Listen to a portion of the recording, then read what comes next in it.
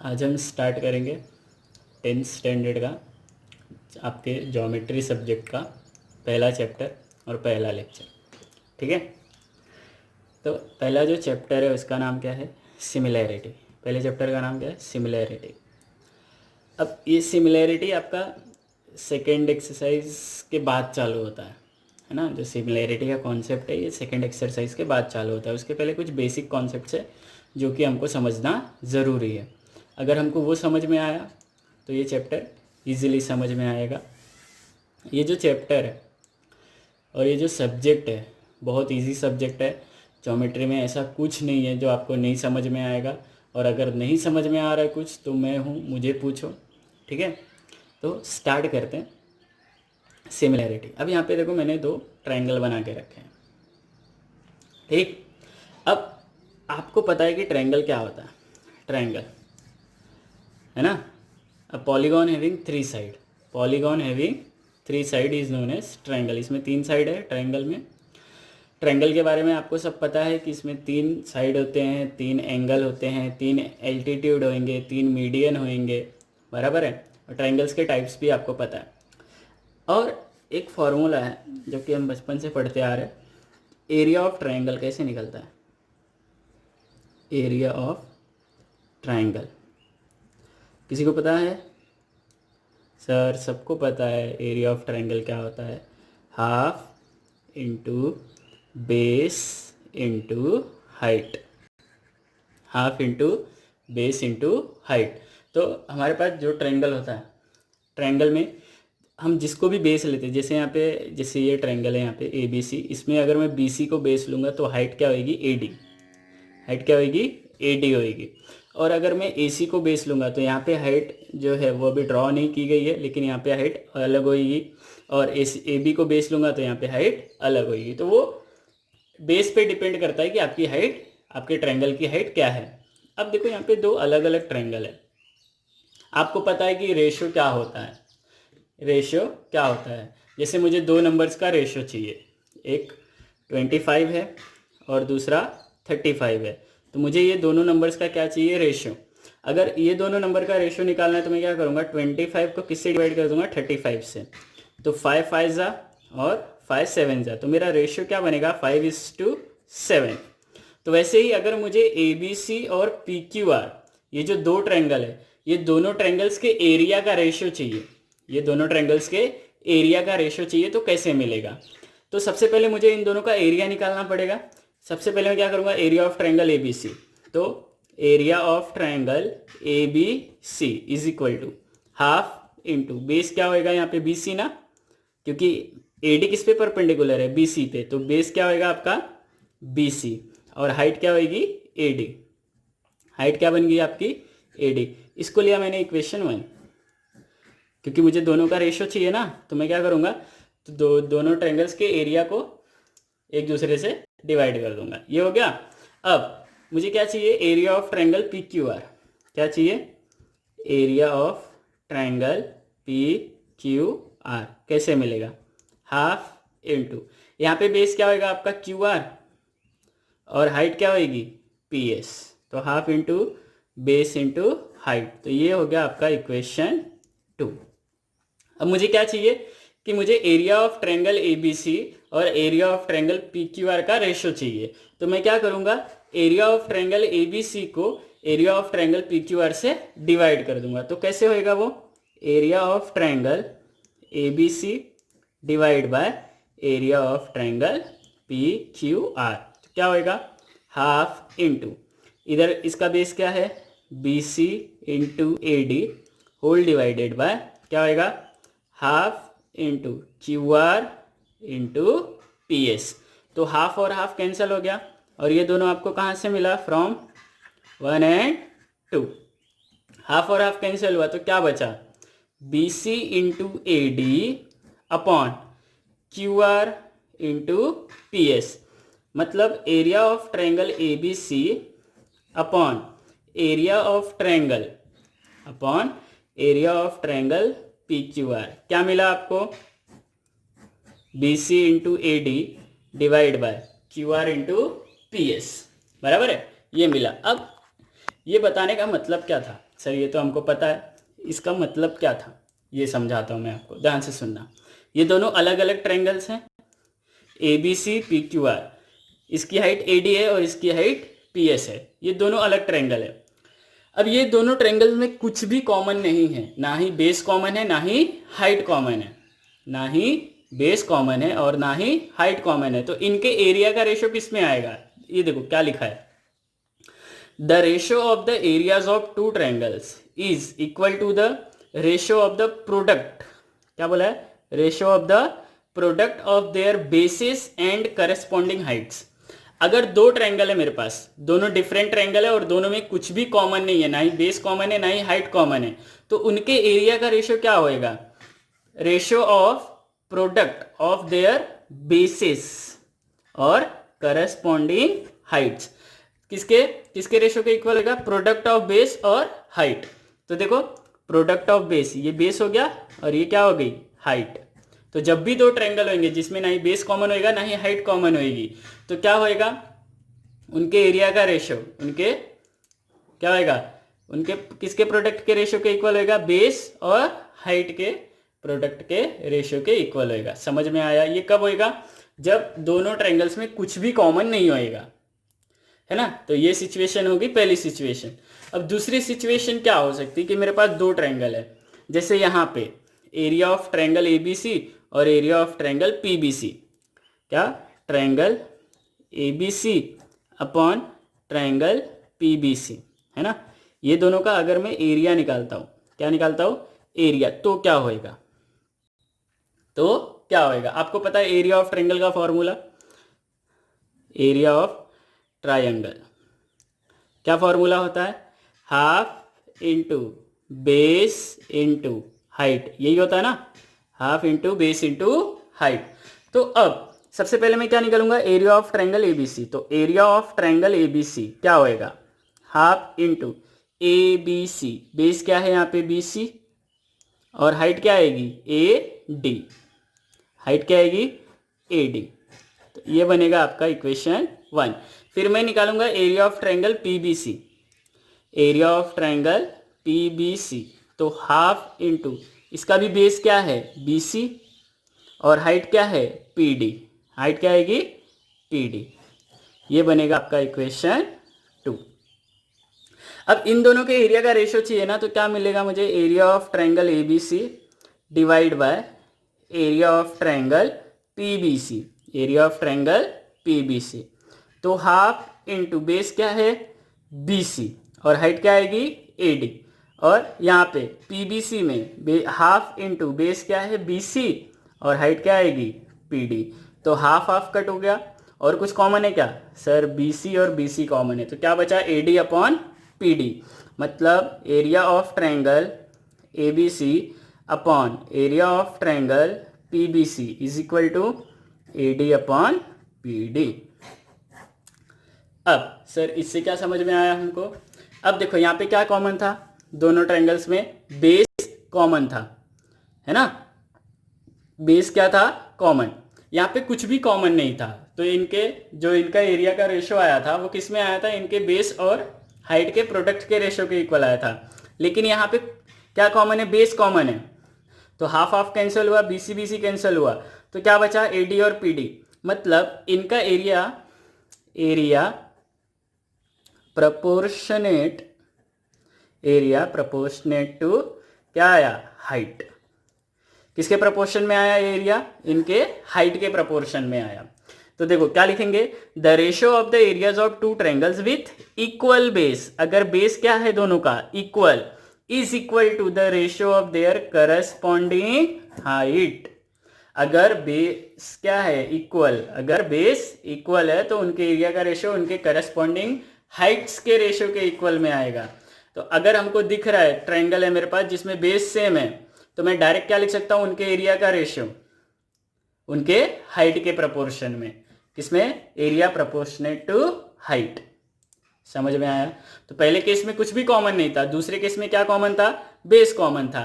अब तीसरा केस हमारे पास ऐसा आएगा जिसमें क्या होएगा, हाइट कॉमन होगी, जिसमें क्या कॉमन होएगा, हाइट कॉमन होएगा। तो हमको पता है यहाँ पे भी हमारे पास दो ट्रायंगल है, यहाँ पे हमारे पास दो ट्रायंगल है ए बी सी और ACD। कौन कौन से, क्या चाहिए मुझे, area of triangle ABC upon area of triangle ACD, है ना, ACD। अब यहाँ पे देखो, ध्यान से देखना, ABC जो है ये आपका एक्यूट एंगल ट्रायंगल है। ABC आपका कौन सा ट्रायंगल है, एक्यूट एंगल ट्रायंगल है। और ये जो ACD है, देखो ACD, ये कौन सा ट्रायंगल दिख रहा है आपको, अगर मैं इस एंगल को देखूँ तो कौन सा एंगल दिख रहा है, ऑब्ट्यूज एंगल है ना, तो ये कौन सा ट्रायंगल हो जाएगा, ऑब्ट्यूज एंगल ट्रायंगल।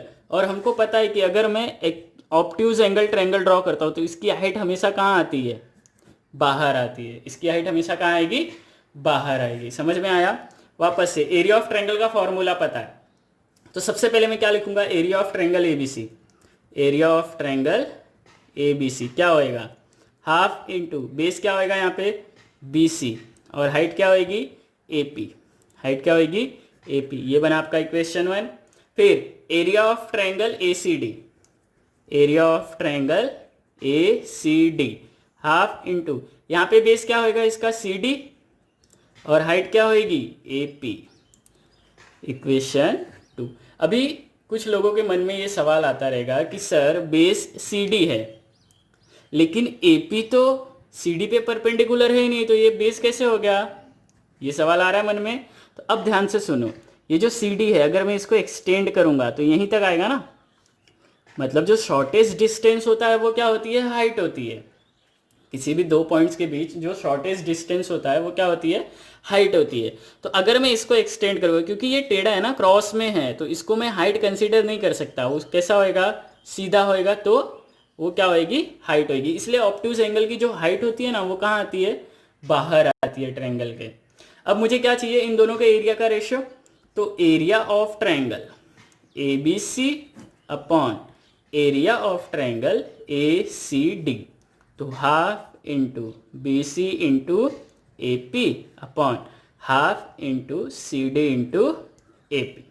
तो हाफ हाफ कैंसिल हुआ, AP AP कैंसिल हुआ, क्या बचा, area of triangle ABC upon area of triangle ACD is equal to BC upon CD।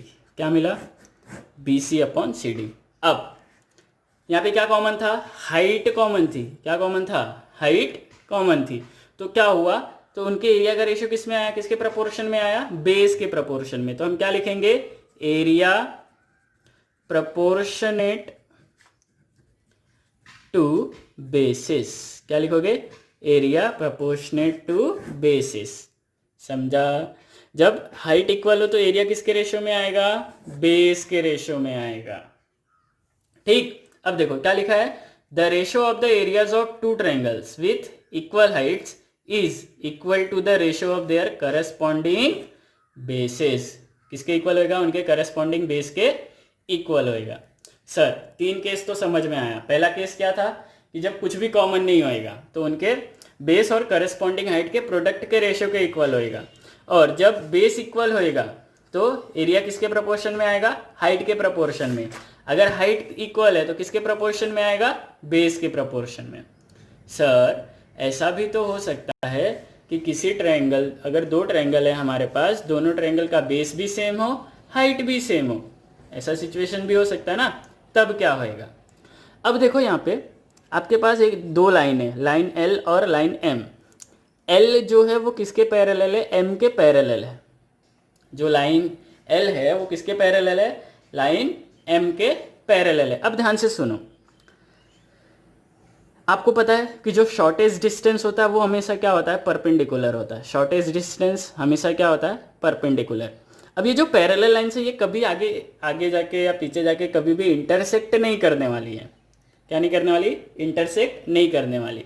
तो ध्यान से सुनना, ज़रूरी बात, जो भी पैरेलल लाइन्स होती है ना, कौन सी लाइन्स, पैरेलल लाइन्स, वहाँ होता क्या है कि उनके बीच का जो डिस्टेंस होता है ना वो हमेशा क्या होता है, इक्वल। किसी भी पॉइंट से अगर मैं किसी भी पॉइंट पे क्या ड्रॉ करता हूँ, परपेंडिकुलर।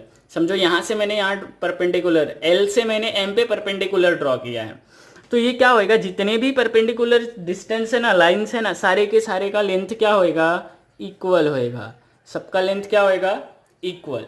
समझ में आया। मतलब दो पैरेलल लाइन्स अगर हैं दो पैरेलल लाइंस अगर हैं तो उनके बीच का जो डिस्टेंस होता है, परपेंडिकुलर डिस्टेंस जो होता है वो हमेशा क्या होता है, इक्वल होता है।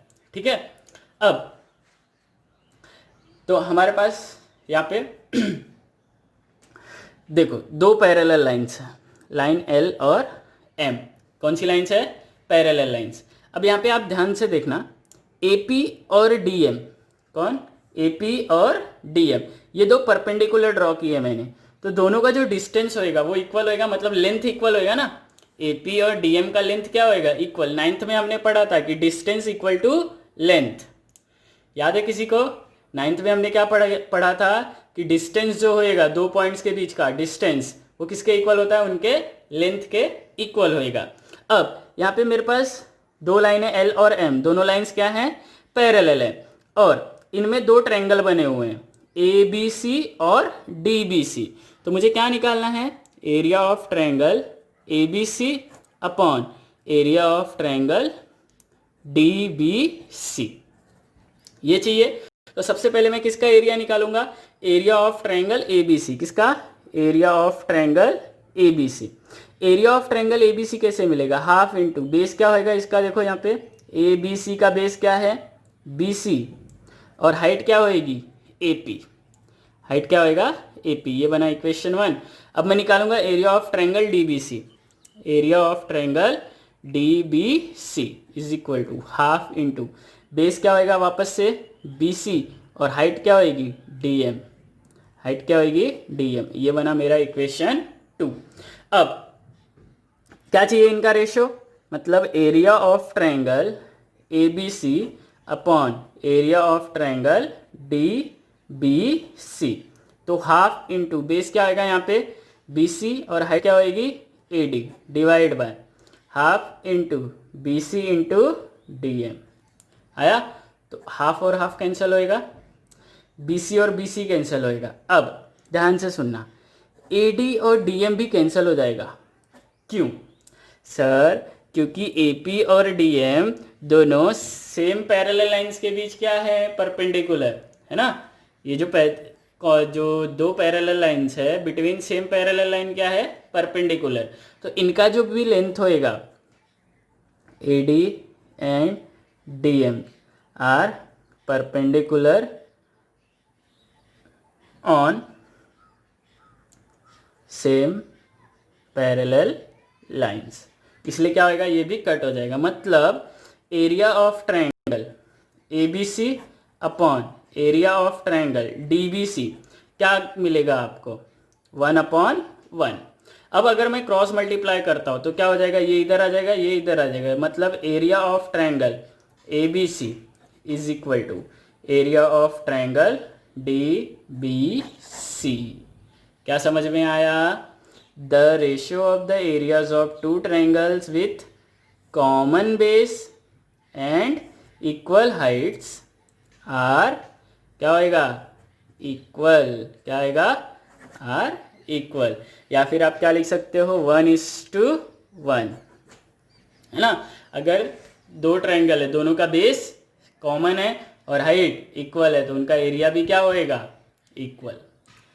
तो आज हमने क्या क्या पढ़ा, सबसे पहले हमने क्या पढ़ा कि अगर दो ट्रायंगल्स है, दोनों में कुछ भी कॉमन नहीं है, दोनों में कुछ भी कॉमन नहीं है, तो दोनों के एरिया का रेशियो क्या होएगा, उनके करस्पॉन्डिंग, उनके बेस और करस्पॉन्डिंग हाइट्स के प्रोडक्ट के रेशियो के इक्वल होएगा। और दूसरा, दो ट्रायंगल्स है, दोनों का बेस सेम है, तो उनके एरिया का रेशियो किसके प्रपोर्शन आएगा, उसके हाइट के प्रपोर्शन में आएगा, बराबर है। उसके बाद अगर क्या है हमारे पास ट्रायंगल है जिसमें हाइट सेम है, तो उनके एरिया का रेशियो किस में आएगा, बेस के प्रपोर्शन में आएगा। और अगर हाइट और बेस कॉमन है, हाइट इक्वल है, तो उनका एरिया भी क्या होएगा, इक्वल। समझ में आया। आपको ये नोटबुक में लिखना है, सॉल्व करना है, कैसे आया कैसे नहीं। अगर नहीं समझ में आया तो आप मुझसे पूछ सकते हो, ठीक है।